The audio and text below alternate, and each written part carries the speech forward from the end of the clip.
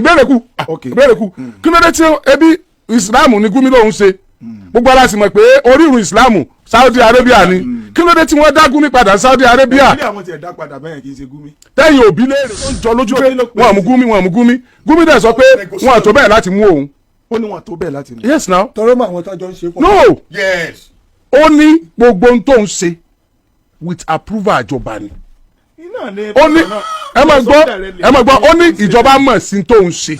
kọ́lá ó jẹ́ interest wa tá a fẹ́ mọ̀ táwọn náà ò tí ì ṣe gẹ́gẹ́ bí Buhari náà ò ti ṣe ń gbà yẹn. ẹ má kàn déédéé sì kí àwọn ọmọ wa ọwọ́ àwọn wo lẹ ti gbà á what have you done. ọwọ́ àwọn bandits. àwọn wo ní jẹ́ bandits tẹ́ ẹ̀ gbá wọn mú. a ní wọn nu fídíò kan abẹ́rẹ́ wọn lẹ́gbàá direct kẹ́ mú wọn kẹ́ẹ̀dẹ̀ prosecute wọn ìyẹn là ń dúró fún àyí tó grant ìtàfi ṣẹ́gbọ́n tó sọ ó ní wọ́n mọ ògbórú tó fi hàn pé àti wọn tí wọ́n release wọn àwọn yẹn sì wà nùgbó títí dì sí ìjọba orí nǹkan kan ṣe sáwọn tó jí. ẹ̀yin èèyàn ẹ wo ẹ máa gbọ́ wínrínwín ọ̀rọ̀ lẹ́nìí mo fẹ́ kẹ́ ẹ tún wá lọ gbóhùn tá a gbé wálé ní o eléyìí lágbára mo rò pé ẹ̀ ń gbọ́ nǹkan tí wọ́n ń sọ nípa Gumi ǹjẹ́ ìjọba Nàìjíríà ṣọ́ ń ṣòótọ́ báyìí ṣé wọ́n ń ṣòótọ́ fún àwọn aráàlú ṣọ́ ń ṣòótọ́ síra wọn pàápàá ẹ má jẹ́ kí n gbà yín lákòókò o mo fẹ́ kẹ́ wá lọ gbọ́n tí wọ́n tún tú lórí ọ̀rọ̀ Gumi àti Nnamdi Kanu ọ̀rọ̀ justice system ní Nàìjíríà bó ṣe ń lọ ṣé Nàìjíríà tiẹ̀ lè survive bá ṣe ń bá lọ yìí ẹ wo Dr. Olúfẹ́mi Hamzat àti àwọn panelist wọn pàápàá pásítọ̀ yìí wọ́n tún sọ̀rọ̀ lórí àwọn tí wọ́n kó nínú church nílùú Ẹrùkú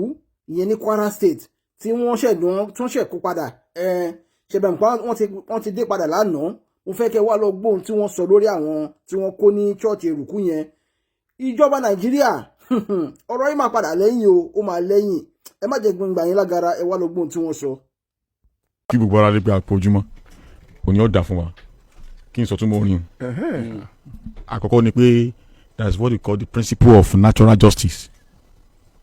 Natural justice túmọ̀ sí wípé bí Ọlọ́run ṣe ìṣẹ̀dá ayé nìyẹn tó o bá ń fi nǹkan kan nìkan bí a ní lè rí àbí búburú ara rẹ ló fi ń kàn bó pé tó yá the manifold nǹkan tó fi kàn yẹn á padà wá sọ́dọ̀ ẹ̀ àbí sọ́dọ̀ àwọn tó súnmọ́ torí wọ́n ní ọ̀tá fà sókè yídó borí wọ́n ní bọ́ba yóò rí ọ̀tọ̀run wọ̀ and at times rèé tẹ́ bá wo principle tó ń fi dá ayé kò ní í ṣe pẹ̀lú nǹkan tó gbàgbọ́ principle yẹn túmọ̀ sí wípé ohun tó bá ń ṣe mọ̀ wípé manifold ẹ̀ á padà sórí ẹ̀ a ò lè escape ẹ̀ ẹni Òṣùpá fi kọrin tó mọ̀ fi nǹkan kan ẹlòmọ́ fi nǹkan tó máa fi kẹ́nu míì jẹ́ kó jẹ́ nǹkan rẹ̀ rò ó kó tó kó àṣe. gbogbo ohun tó bá fi kàn ó sì ń padà bọ̀ wá bá ọ. kì í wá ṣe ní ìlọ́po tó fi kàn òun ìlọ́po tó ju nǹkan tó fi kàn lọ yọ padà. ẹ dákọ yín. comrade Ọmọlolú Èjìdìran lórúkọ mi. comrade Fẹ́mi Babalọ́lá Ọbaàgùn ní orúkọ mi mi ì dákọ mi lẹ́ẹ̀kan. honourable speaker. àjèrèbí àdúpẹ́. Òṣùpá tó kọrin consequences ni you think. ẹ máa gbọ́ ọ̀rọ̀ yẹn bá ẹ jẹ́ àjọ kọ́kọ́ tú ọ̀rọ̀ yẹ̀ wò kí ló wà kí ni sọ̀rọ̀ yìí wà straightforward àbí kí ni deep meaning ẹ̀. God isn't religious. God isn't merciful. God is principled. Karma will haunt everyone. ó wà highly philosophical. Yes, God is not religious. tabanika wò nípa tí pé bá a ṣe ń sọ̀rọ̀ ẹ̀sìn God is not religious but God is merciful and God is principled. ìyẹn mo mọ̀ torí law of life tí wọ́n bá gbìn ìwọ ó kà tí n bá gbìn kankan kò sí nǹkan tí mo fẹ́ kà. àgbẹ̀ tó lọ sóko tó kọ 100 ebè tí mo délé tí mo ní 200 ni mo kọ tí n bá ti parí 100 yẹn èmi náà máa lọ jẹ 100 yòókù. Don't you think the merciful of God is under God's principle? No, kò gbé bẹ́ẹ̀. Maybe that's why. Okay. Even tá a bá tún lọ bẹ́ẹ̀ yẹn náà wọ́n sì tún mú reason ni pé the word mercy get anything. It's not for everyone.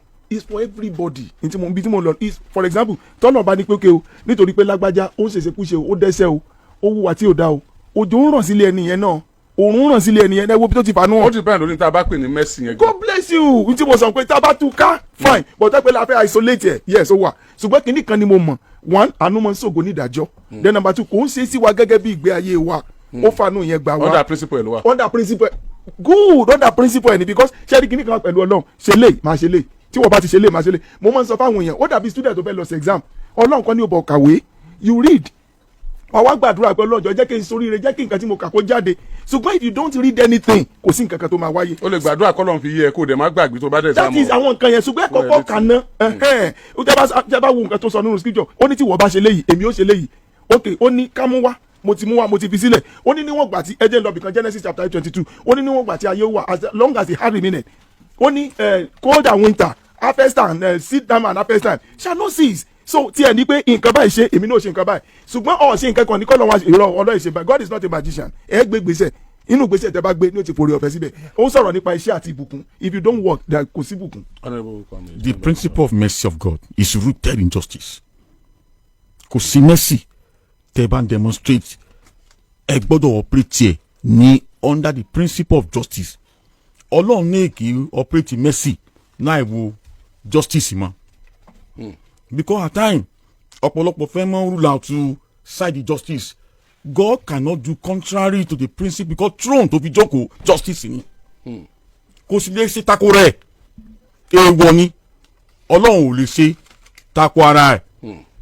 In that regard tí ẹ bá ń béèrè fún mercy the mercy of God ó gbọ́dọ̀ wà rooted under the principle of justice but at times you can raise a very good question láti fi challenge Ọlọ́run you are a God of mercy at times also you are a God of justice ṣé ọwọ́ á lè ṣe ìtakora rẹ bí torí inú argument tí Jésù raise against Job it run along with the principle of justice equity and fairness now tẹ́ bá nípa ọlọ́run rule of mercy prevail over judgment at times also prerogative ẹ̀ náà kò gbọdọ̀ tako principle of justice tó fi ń rule now ẹ jẹ́ ká wá wò báyìí the mercy of God ó gbòòrò gan ó sì fẹ̀ but ó níbi tí the law of retribution and the law of karma tó wà ń bẹ̀ náà ẹnì kò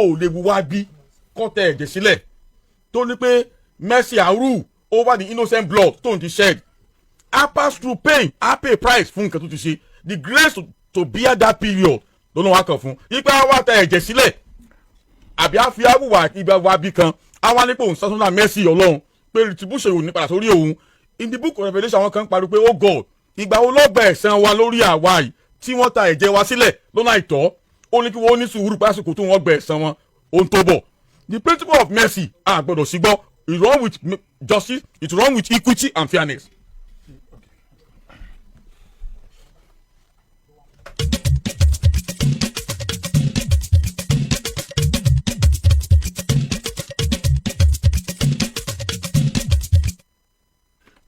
Honourable Speaker àbí ẹ̀kàn fẹ́ filẹ̀ bẹ́ẹ̀. irọ́ ṣe pé nǹkan mẹ́ta lè bèrè nǹkan àkọ́kọ́ religious. ó ní pé is God religious.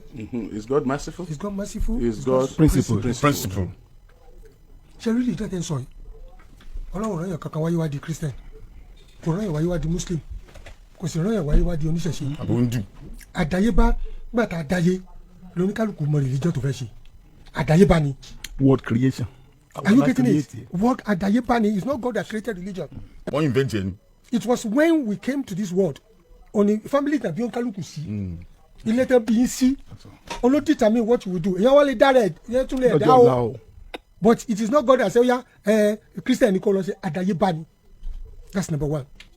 Number two ni pé the essence of mercy olóhùn ṣàánú fẹ̀yìntì olóhùn ṣàánú fún that's what something God said but you see gbogbo nǹkan ìgbàlá tẹ́ ń wo yìí salvation tẹ́ everything èèyàn máa ń ṣiṣẹ́ fún ni olóhùn ni you work the work of salvation with fear and trembling kò sí ní free time kò sí tó free time kò sí o. tẹ́ bá lọ síbi kan tẹ́ bá lọ ń jẹ kan free bí àwọn kan ló sanwó fún àwọn èèyàn ní US ti pé àwọn èèyàn àbí UK àwọn máa ń lọ school ọ̀fẹ́ it's not ọ̀fẹ́ àwọn kan náà san tax àwọn kan náà sanwó fún àwọn kan náà sure pé they are paying certain tax to take care of the poor so kò sí nǹkan tó free ní anywhere even mercy is not free tọ́lọ́ lọ́wọ́ ṣàlùfẹ́ tó ṣàlù fún ọlọ́run máa wò tó bá fẹ́ ba tọ́nìkan bá fẹ́ ṣe á ní ọmọ nírì ọmọ níṣì ọmọ kìnnìkan bàbá rẹ̀ sì ṣe inú níbí ní sí ọlọ́run ọmọ náà ó ti gbàdájọ́ tí ó ṣẹlẹ̀ sí. bẹ́ẹ̀ni. so there is nothing that is free then number three is the issue of principle. Sherry, one thing about God is this olófin tí wọ́n bá fẹ́ tí o sì gbóhùn ọlọ́run rẹ. condition. tí wọ́n bá fẹ́ if you like. tó ti farabalẹ̀. tí o farabalẹ̀ so all the religion there are things that get them ṣé nǹkan tí mo sọ fún yín ọlọ́run ló rán àwọn prophets ẹ̀ wípé go and tell the people this is what I wanted regardless of where you are oníṣẹ̀ṣẹ̀ ni o ó ní tí Ògún béèrè lọ́wọ́ yín ibi tó bá ti belong ló gbọ́dọ̀ sí ó ní tí Ṣàngó béèrè lọ́wọ́ yín ó ní tó gbọ́dọ̀ jẹ́ are you getting me as a Muslim ó ní nǹkan tí prophet Muhammad sallallahu alaihi wasallam tó sọ fún yín pé you have to do conditions ni our prophet said to them Christ honor Christ ìyẹn ni if you abide in me and I abide in you whatsoever you ask me if you want to go to the Father you go through me gbogbo nǹkan bẹ́ẹ̀ yẹn ló wà bẹ́ẹ̀ so God has a principle are you getting what I'm saying now God has what I will call standard he cannot compromise his standard and that is why tó fi jẹ́ pé inú ẹ̀ láti mọ constitution wa because our constitution is a product of morality thou shalt not kill thou shalt not steal thou shalt not do this it's a product of morality that emanates from all our religious beliefs.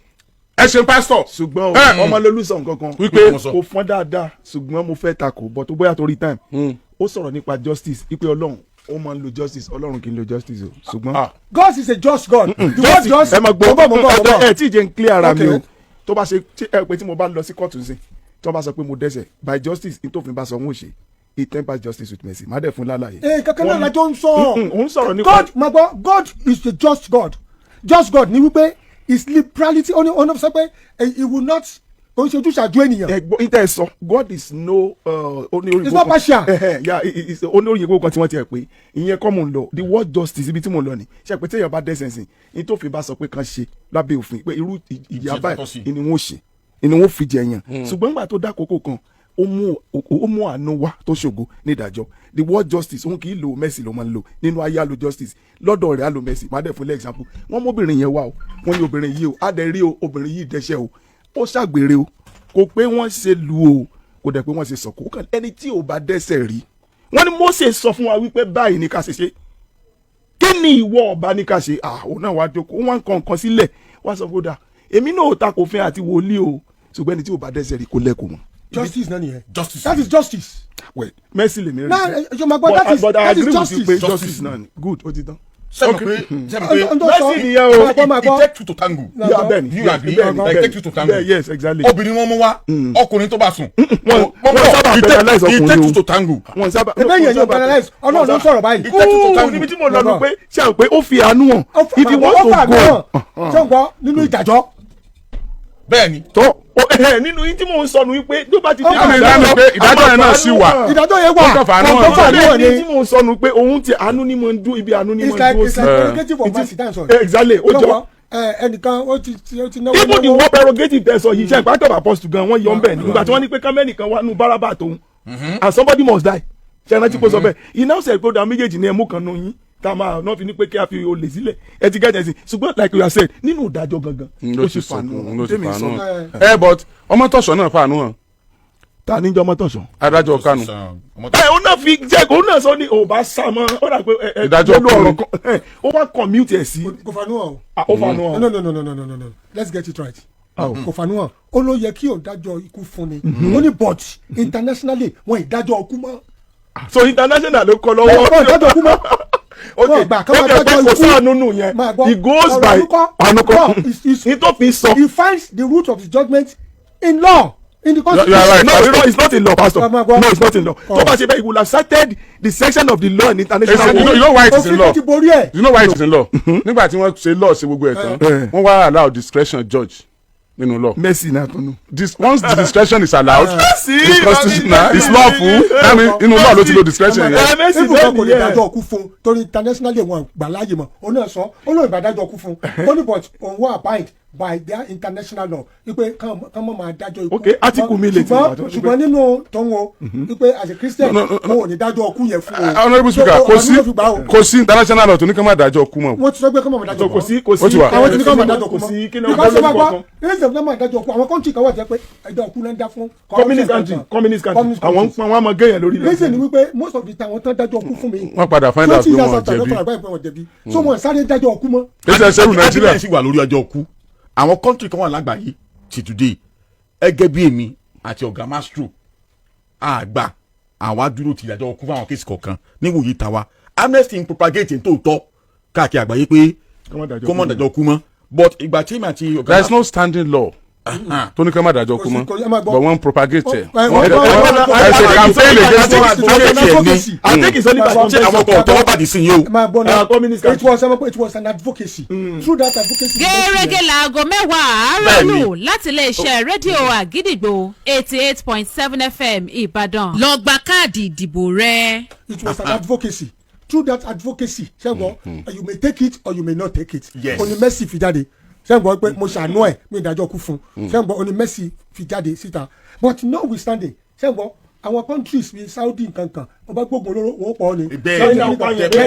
Nàìjíríà náà afẹ́pẹ́ pé wọ́n ti ṣe corruption báyìí wọ́n yan Ọlọ́run abẹ́rẹ́ kẹ́tì kan pa wọ́n. àwọn ti sọ pé kọ́ mọ̀ ṣe. Àwọn tí ìgbà ni wọ́n ti gbà ní. Torí àwọn tó fẹ́ ṣòfin yẹn. Àwọn gan ní jí owó. No àwọn tó wà complicit ni.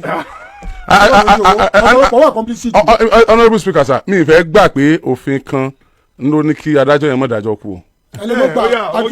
Mo fẹ́ wò pé ẹjẹ́ àjọ fàyín náà díẹ̀ mo fẹ́ wò pé adájọ́ yẹn wà diplomatic ó dẹ̀ ń because of the own situation ní country wa. baba ní judgement Nàìjíríà mo sọ fún yín kó láwọn adájọ́ judgement méjì wọn kí bàkú. ó ń wo situation country wa. wọ́n wo múdù kọ́ọ̀tì ìyẹn ni ó wà á ṣàlàyé ìwé tí wọ́n gbà jáde ẹ̀ẹ́dẹ́gbẹ̀rún tí wọ́n escalate wàhálà. Thank you. I think he's looking for peace around that area. lórí ẹ̀ ló ṣe gọ́ síbi advocacy.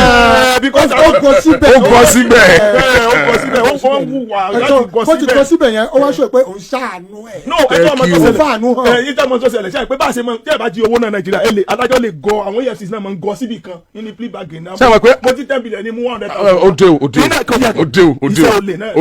Honourable Speaker mọ̀ dáná òde kọ́nfẹ́mi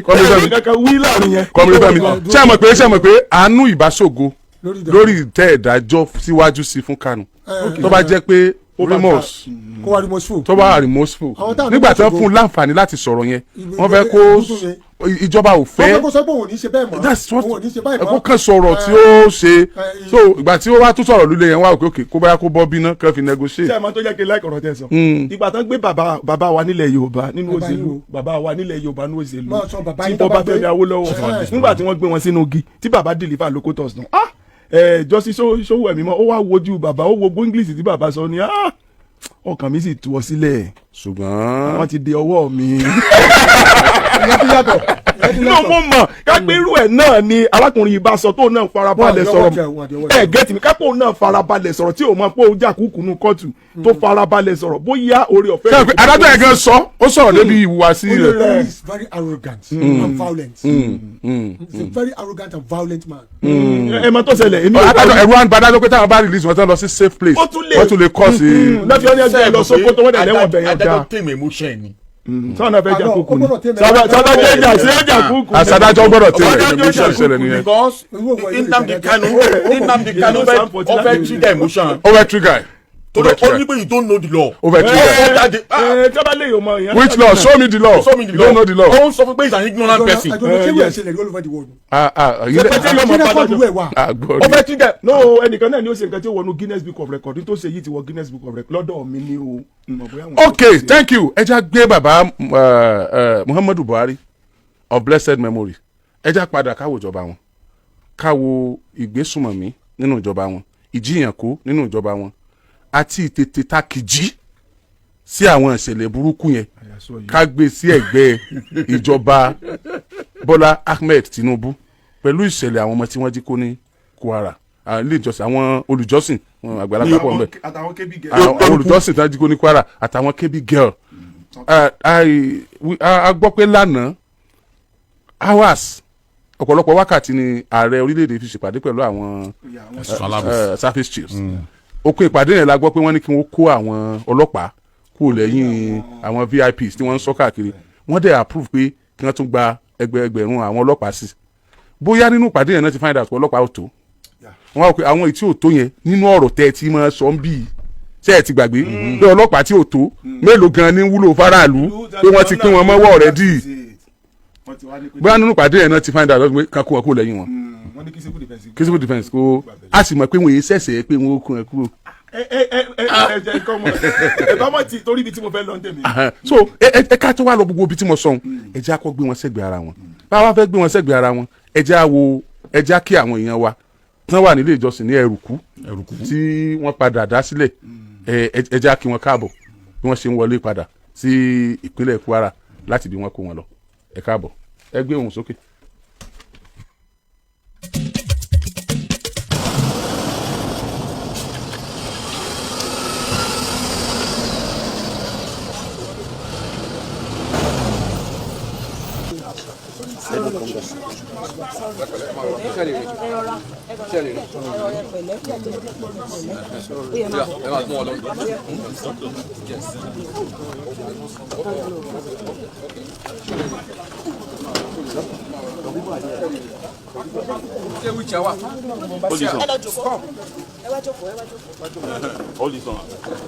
Somebody should help them now. Hey. No, let them. After this. Hold on.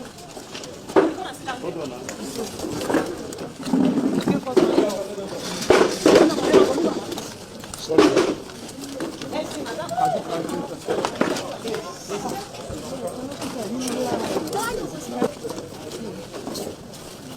Space you are right. Space you are right. Space you are right.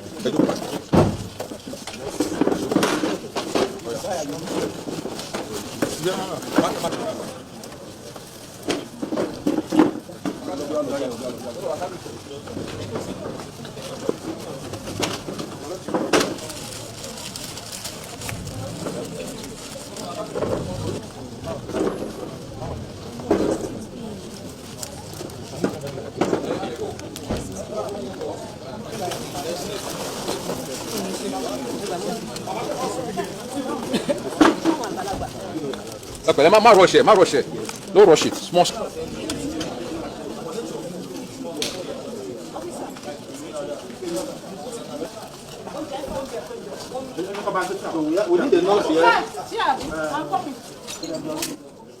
It was just a sudden act, suddenly, and a terrifying act, because that evening, after like 30 minutes to the program, we started the program by, I think, around 5.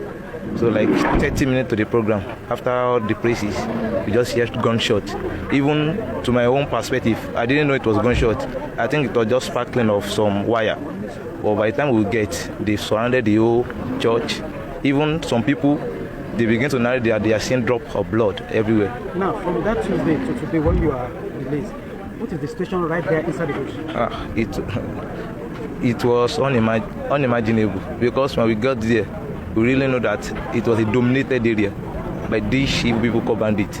Even they have the courage to tell themselves that we are bandits, and they make us to know that there's no one that can just slip away without being caught. And with what we see, nobody can escape. From that place they have dominated. They've knew all the routes surrounding all those bushes within Kwara and other states. It was just a sudden act, suddenly, and a terrifying act, because that evening, after like 30 minutes to the program, we started the program by, I think, around 5. So like 30 minutes to the program, after all the praises, we just heard gunshot. Even to my own perspective, I didn't know it was gunshot. I think it was just sparkling of some wire. But by the time we get, they surrounded the whole church. Even some people, they begin to narrate that they are seeing drop of blood everywhere. Now, from that Tuesday to today, when you are released, what is the situation right there inside the bush?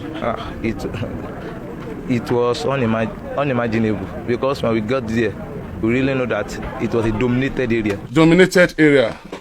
They even have the guys to call themselves bandits. Only bandits now. Ọjọ́ Sunday tó lọ. Àná nìyẹn o. Ọjọ́ Sunday tó lọ lọ. Okay. Àbíjọ́ Sunday kan náà kó wọn. No, fellowship days ni. Fellowship ni. Wọ́n ṣe fellowship lọ. So o tó ọjọ́ mẹ́jọ. Wọ́n sá ti dá wọn padà. O tó ọjọ́ mẹ́jọ.